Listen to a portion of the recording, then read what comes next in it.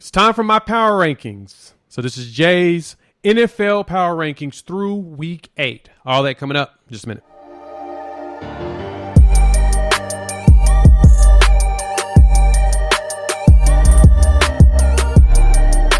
What's good, everybody? It's your boy Jay here with Unfair Sports, where we take a pensive approach to the sports conversation. And here in this video, we're going to do my power rankings through week 8. I am pretty excited to talk about who I think is the best team in the NFL.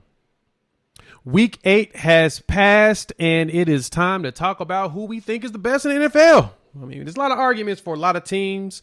I did this last week. It came out late because of an error on my part, which I do a lot. So if you've been following the channel, we appreciate it. You've noticed that I make a substantial amount of mistakes, but this is fun. I actually enjoy talking about this stuff. I love to get you guys' opinions. So please hit the like, subscribe button, as well as leave a comment. Let me know what you think.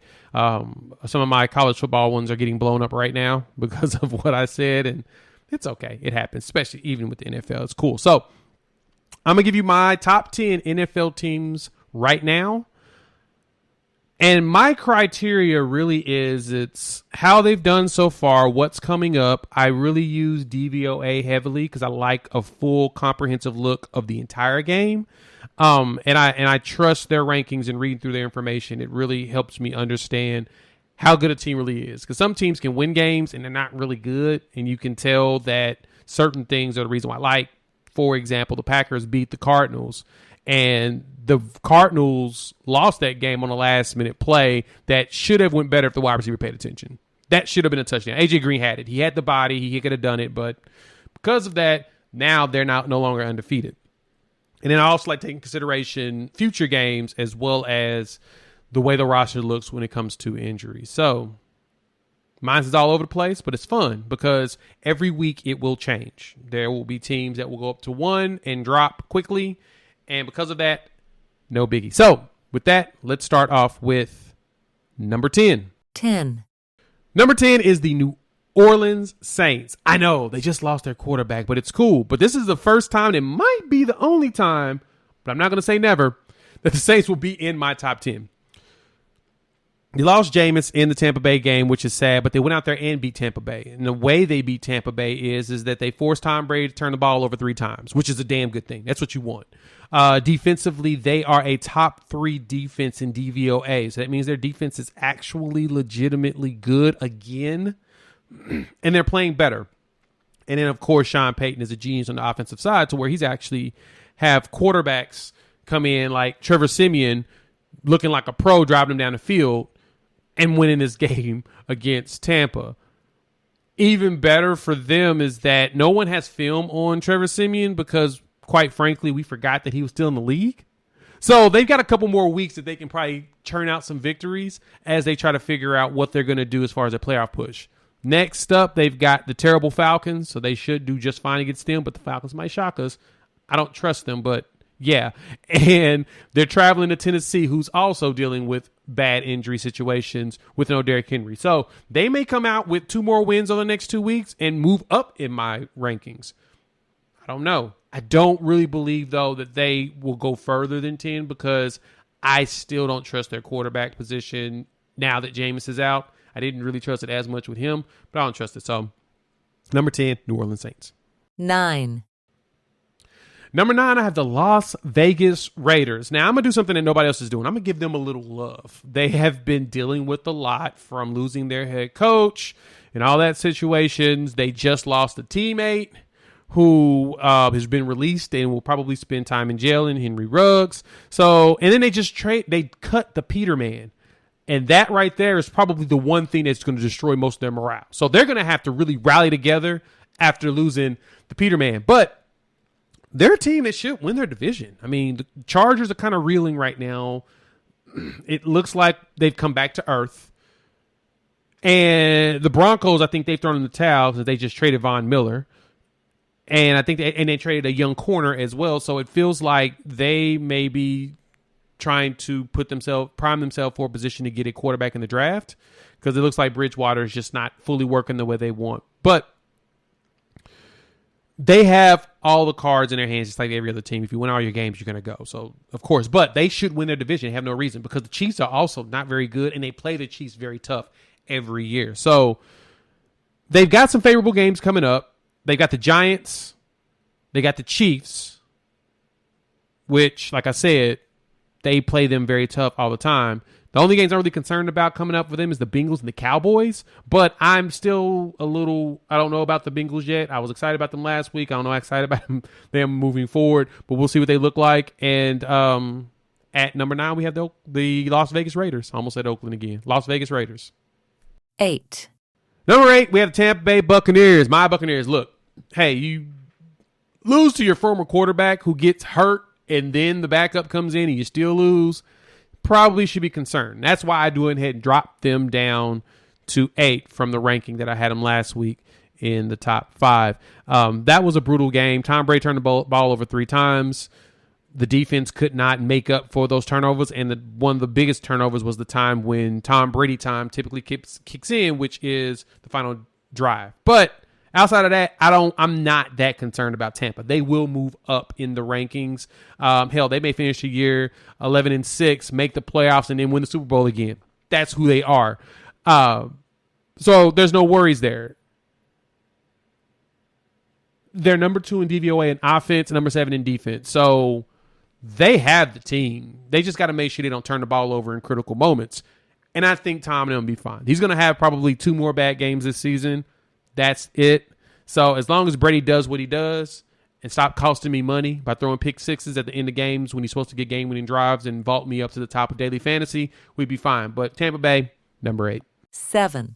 Number 7 is Tennessee Titans. They stay in the same spot. No Derrick Henry, no problem. They pulled out the dub, which is what you want. You want to see that. You want to see that from Tannehill. They are the top team in the AFC after the Bengals took that loss that they shouldn't have lost. And they are the first one with 6 wins. But I don't know how I feel about them moving forward. They did lose Derrick Henry, and they have a tough part of their schedule coming up in the next couple of games. The winning that battle of the AFC South was good against Indy, which I did say Tennessee will win their division, and I still say they will.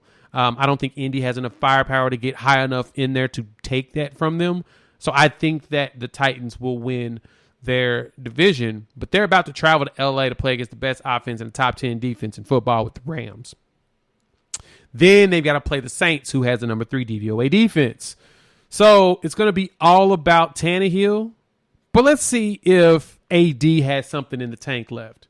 If we can get some all day out of Adrian Peterson, probably take some pressure off McNichols, and they may be able to play better, but we've got to wait and see what Adrian Peterson brings. Even though he plays a similar style as Derrick Henry, he isn't as big, and he's getting a little older.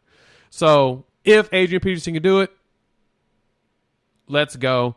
Number 7, Tennessee Titans. 6.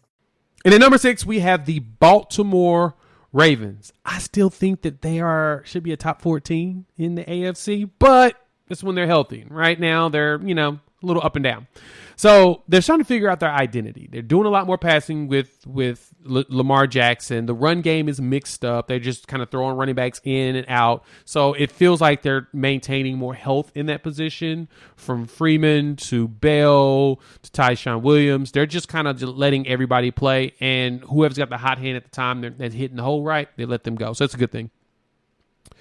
But Lamar's having a good year. He's playing like an MVP. He may end up with 1,000 yards rushing again this season, while he may even throw for closer to 4,000 yards this year. He's on pace for it. He's having a good season. So they should separate from the AFC North soon. I think the Cincinnati game was more of a fluke, and it was kind of the perfect letdown situation. So I don't mark that against them too much. But the schedule is favorable. They're got the Vikings coming to town, and the Vikings are reeling. I think that they're about done, and they probably should be done with their quarterback. But that's a conversation for another day. Then they travel to Miami and Chicago. That's 3 winnable games that they should be able to walk in and get the W, especially where their defense is playing. So the Ravens take out the Vikings. They should move up to top 4, and I think they can win that in a blowout. So number 6, Baltimore Ravens. 5. And number 5 is the Dallas Cowboys. Again, no Dak, no problem. Another team that lost a key player and they still won the game. The Cowboys rushed to a victory thanks to Cooper Rush against the Vikings. It moved 5-1. Now, that extra rest for Dak should be totally worth it with the way Rush played. Honestly, I think I mentioned this in our show on Tuesday that they probably should let Dak sit one more week. It might not be a bad idea because they're playing the Falcons, and then Amari Cooper is starting to get his confidence back out there in the field. So we have the Broncos and Falcons coming to the house. Denver looks like I said they may be quitting. They sent Von Miller out and look for themselves to get a quarterback. Cowboys defense is still pretty solid. I enjoy the way that they're playing. So I can see Cowboys staying in the top 5 for the rest of the year. Honestly, there's an argument for them being the best team in the NFC. I think that they have an argument for the top 3. But as of right now, I'm going to keep them at 5. So Dallas Cowboys, number 5. 4. Number 4, we have the Arizona Cardinals. Now, that L that they took to the Packers should not have happened, but their defense didn't help, even though they did go up against one of the top offenses in the NFL with the Packers. But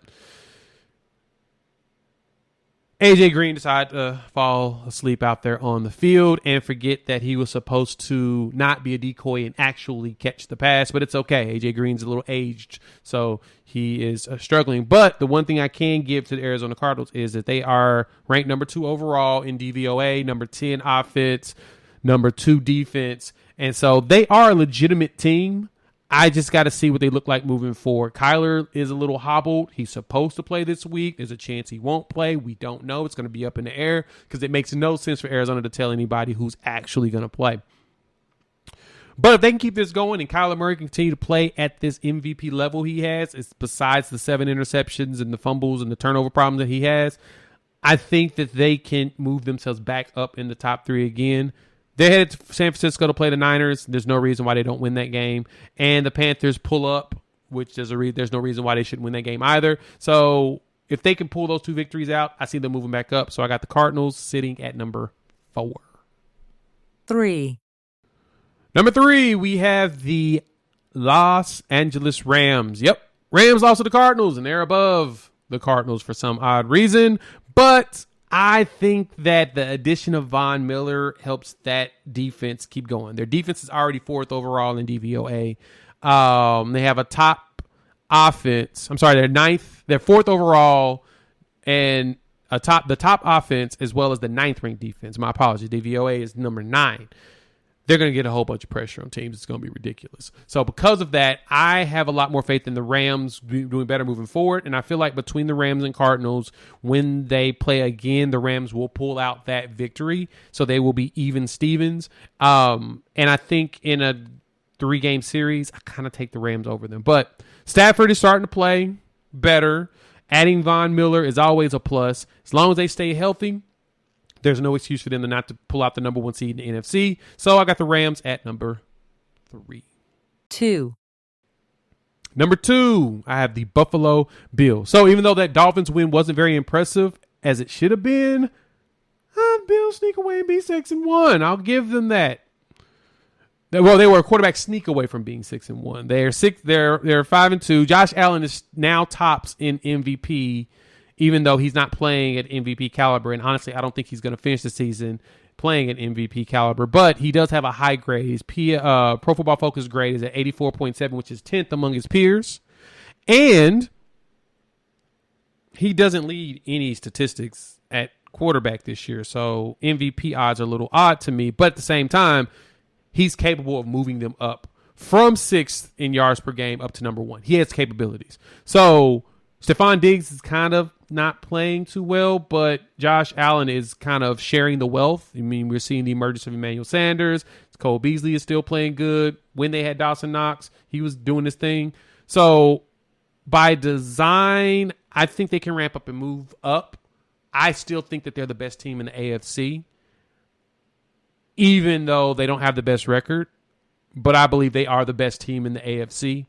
And they should finish the season as the best team in the AFC. So I have the Bills at number 2. 1.